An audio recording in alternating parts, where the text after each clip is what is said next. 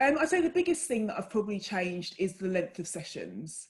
So I don't do or haven't done a full day session. I probably wouldn't.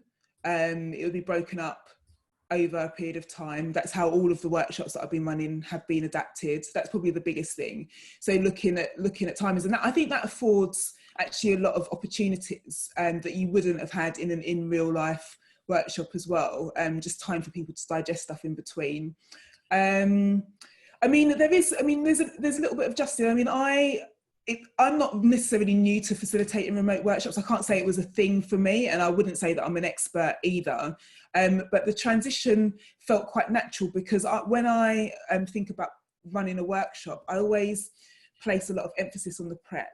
And as part of the prep, you're thinking about the environment that you're facilitating within and the context that you're facilitating within. So for me, this is just like, for me, and it's not to downplay it, but facilitating online is, I would consider it in the same way. Am I facilitating in a room, you know, in a room where there's like a classroom set up, or am I facilitating in a room where there's like, you know, it's a long conference table, and we can't move it around. So I'd be thinking about those constraints and designing around it.